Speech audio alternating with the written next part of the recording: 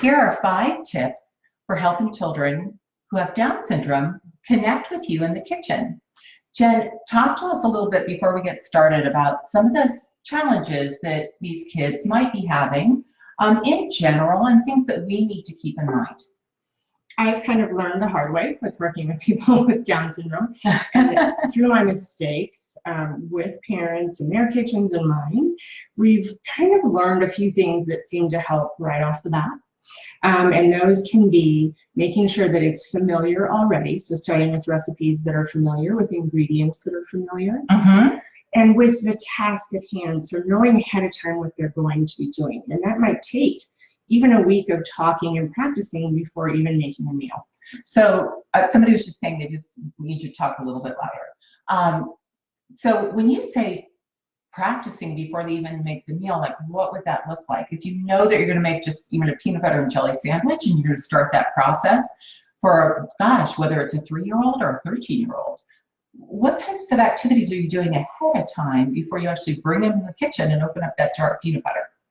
I would suggest talking about it a lot in your kitchen, in the car, at the grocery store, about what you might need to make those peanut butter and jelly sandwiches. Okay. Do you like white bread or wheat bread? Maybe you don't use bread. Maybe you have to use something else for allergies or intolerances and those types of things. And then, because we have so many nut butters now, and peanut butter, almond butter, sunflower butter, grape jelly, strawberry jelly, apricot jelly, and making it somewhat fun. You can even have fun little taste tests so that you can figure out which of those you like ahead of time. And do a little shopping together. But so what you're telling me, and I think it's the speech therapist in you, is that when you're talking to the kids about this, you're not only rehearsing the process and the sequence of steps, but you're also rehearsing the language. And, you know, cooking together in the kitchen or even prepping before you come into the kitchen is a great way to build language skills for all of our kids, but especially our kids with Down syndrome.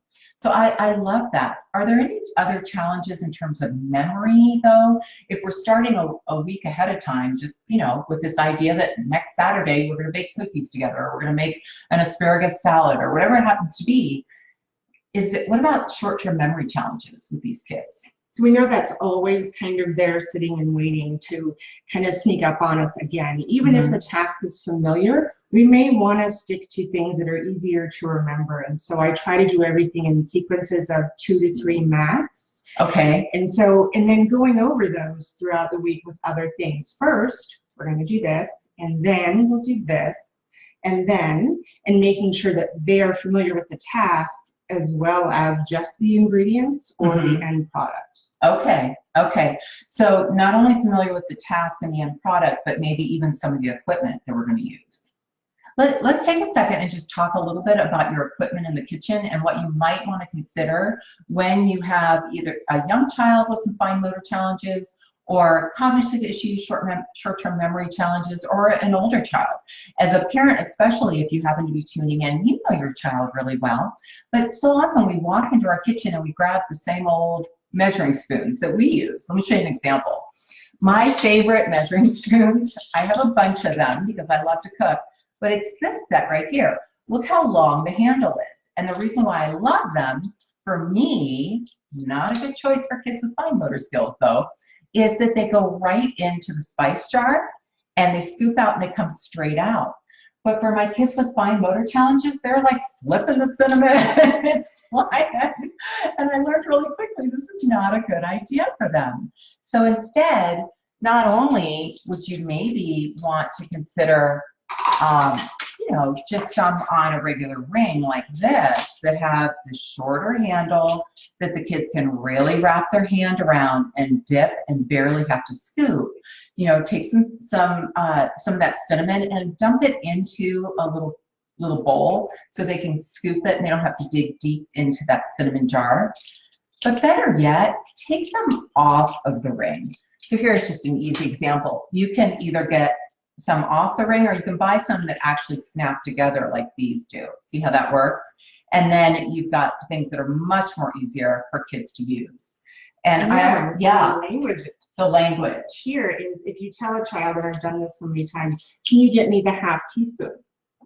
Oh, get me the half teaspoon. But with these, I can say, can you give me the purple one or the orange one?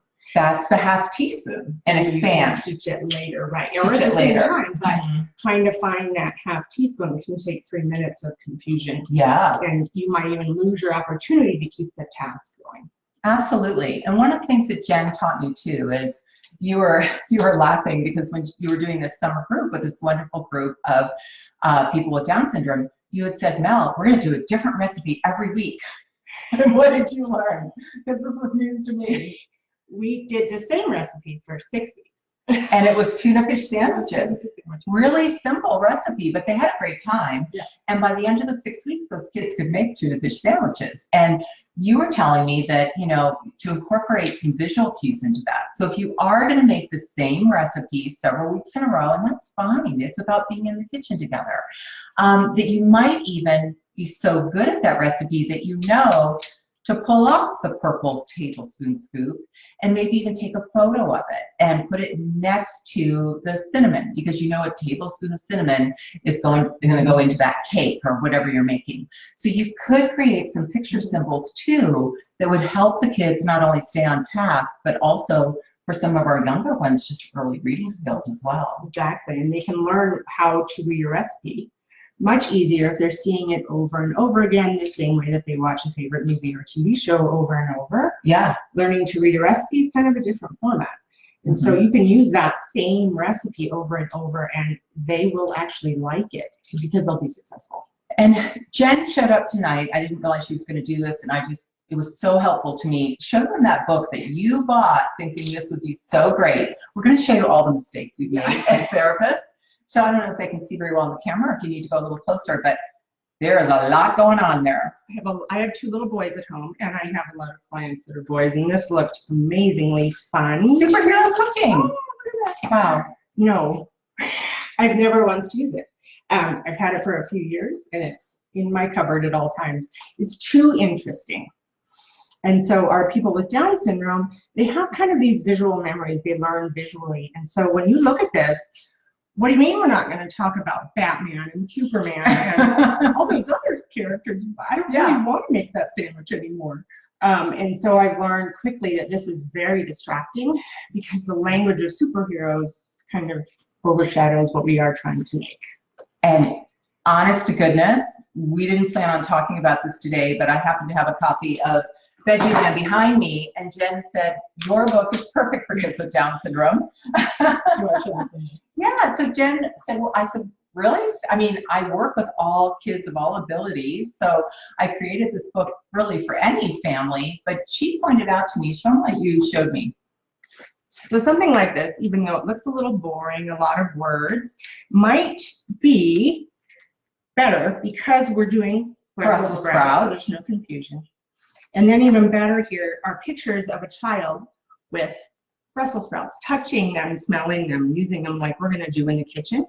And that what we call kind of video modeling, it can be pictures or videos.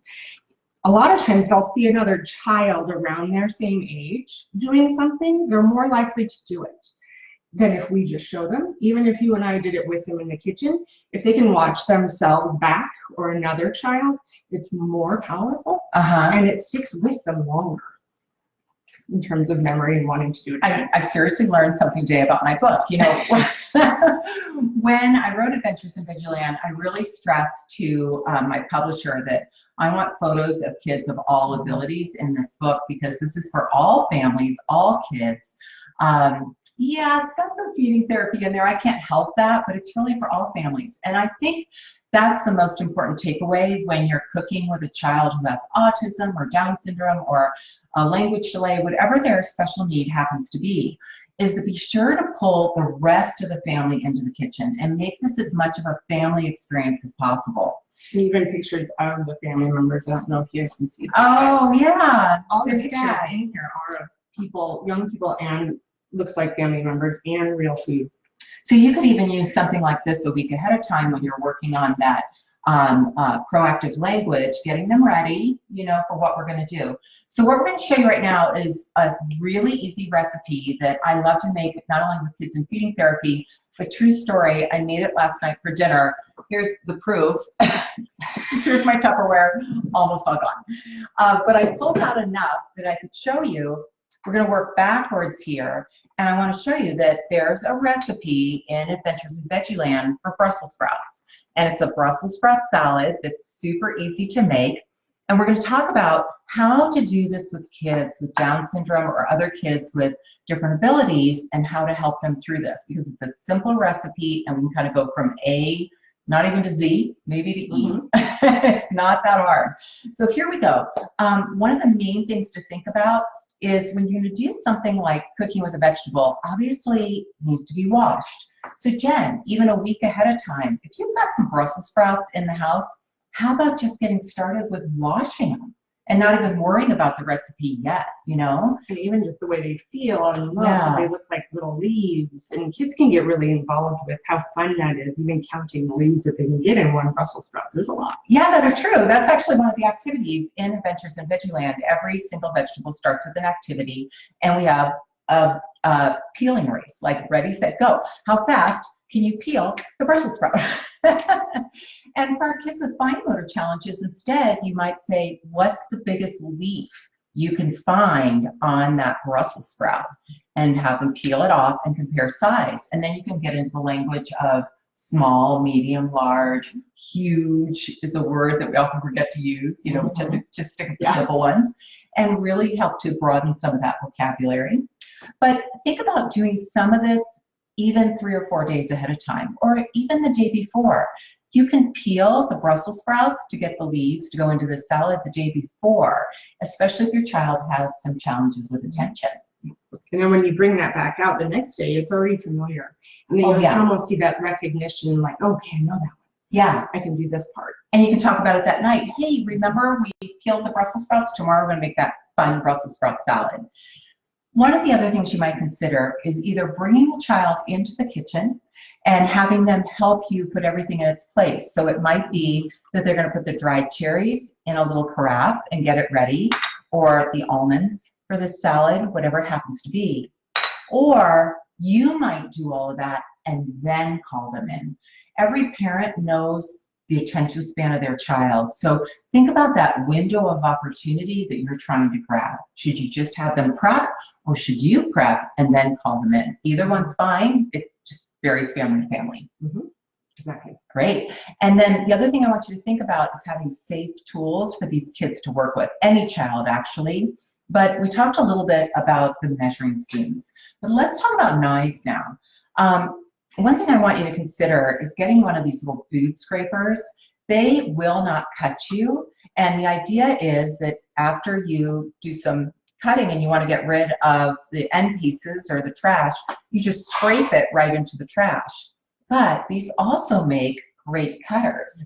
And they've got this nice round handle where the kids can actually cut some of the Brussels sprout in that way. Or I got this at the dollar store. They also have these wavy ones. Again, they will not cut you, but if you're concerned, you can also buy a safety glove. I'll put all of the links to these on Amazon in the comments when we're all done, so you know where to shop. You can. This is a glove that actually has metal fibers in it, and it's really stretchy. It fits from itty bitties up to adults. Yeah, isn't this great?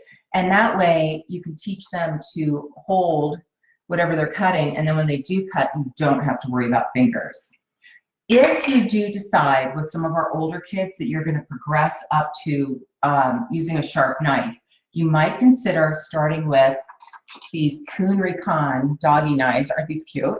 These are by Kuhn Recon. I'll put the link in the comments, and they come in a serrated version and a regular flat version. They will cut anything except for skin. They're great. And if you have younger kids, teach them to put their thumb on the doggy ear and the tail, it points up. And that's how they learn to get a cat paw here and chop this way. So even some of my older kids, Jen, I'll tell them that this is just a silly knife we're going to practice with. And then I'll progress to perhaps a salad knife that, you know, also won't cut you. Or we'll progress to a regular sharp knife, but don't make a mistake of getting too big a knife for these kids. Put a safety glove on them. Teach them to use a cat paw where you're bending in your fingers like a kitty, you know, and then make sure they're holding it properly and they learn to chop that way. One of the things you want to be sure to do too is if they are going to chop Brussels sprouts, then I want you to cut it in half first so that the flat end lands right on your cutting board, and now they have a nice stable surface before they start cutting, okay? So I have older kids use sharp knives all the time. It's a skill we all have to learn, right? Yes. Any thoughts about any of that, Jen, before I keep going here?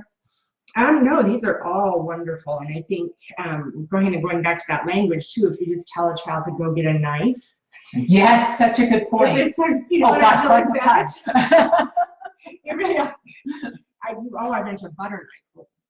What's a butter What's knife? a butter We're knife? not using butter. Yeah. Peanut butter might help you. Yeah. There's a lot of different reasons and different knives. And Yeah. so if they know where those are or which was which, that could be part of the teaching process. Absolutely. And also a way for you to kind of foresee any of those confusion that can derail us again. Such a good point. With simple even spreading something on bread.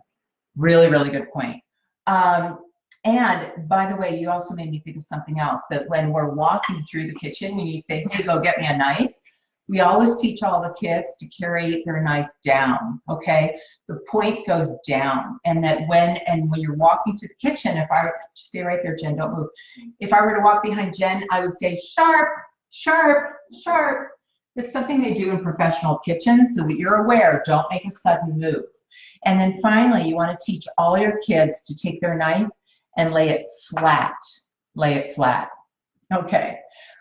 Jen, some of the other things I want to talk about, when you are going to do something like a simple salad where you're mixing some Brussels sprouts together, gosh, some cherries, some almonds, you throw it in a bowl, and then you just add a salad dressing and let it kind of marinate for a little bit to soften up.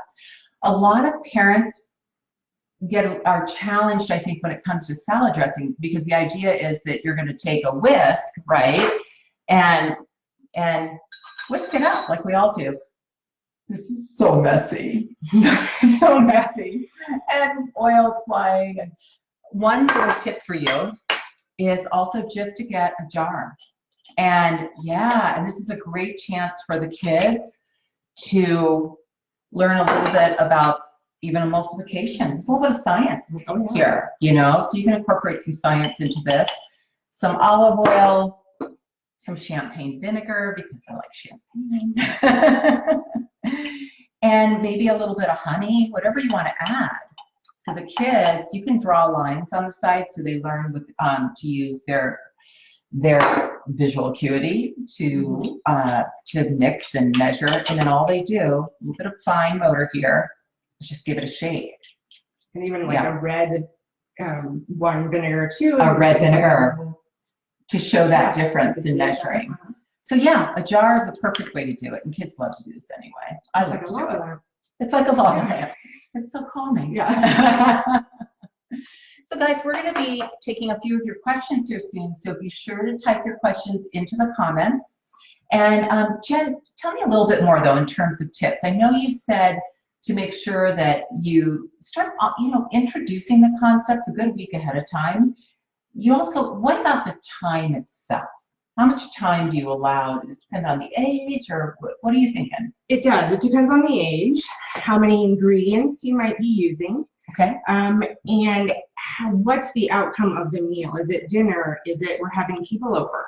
Is it we're just learning how to do this? And so a lot of times I found that parents don't follow through, not because they don't want to, but because you need more time than you ever think you will need. And so maybe breakfast before school is not a good idea. Oh, yeah. Then just that rush, or if people are coming over, or if it's a late night. Yeah. But snacks, or maybe preparing lunch the night before for what they're going to have in their lunchbox tomorrow. And then kind of really thinking about the steps and how many steps are involved. So even when we were talking about this, can you go get the almonds and pour them into that small dish? You could separate that out to almost 4 directions without realizing it. Right. We're so used to that sequence that we don't think about it. We thought it is one thing, you're getting the almonds. And that kind of gets back to what we were saying about maybe it's better for the child just to prep. Can you help me get the almonds out of the fridge? Let's pour them into the bowl.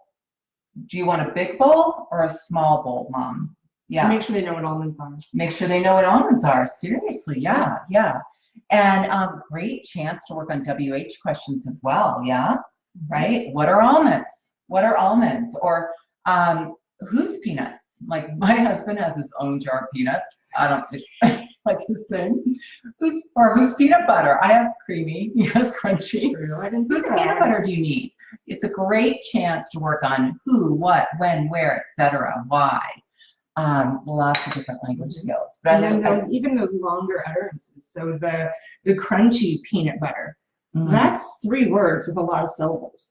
Yeah. And so even if you're incorporating speech into those things, we may want to say them slower or leave out words like crunchy. Or leave out words like crunchy. Such a good point. Stumble. Such a good point, though. Yeah, really good ideas here. I did want to offer one other tip, and then we're going to start taking questions. Jen, I've kind of jumped ahead, though. I know you have more to share while I'm getting these herbs ready. What else would you like them to know?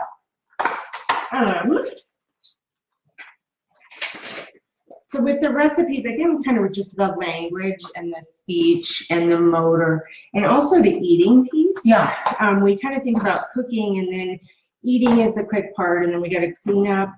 But we have to remember too that a lot of our kids and parents are good at this, therapists tend to forget sometimes, that there's a lot of oral motor challenges that we're dealing with. Yeah. And so if we're, especially with this here, we have so many different textures. Yeah, we've got these soft, squishy, dried cherries.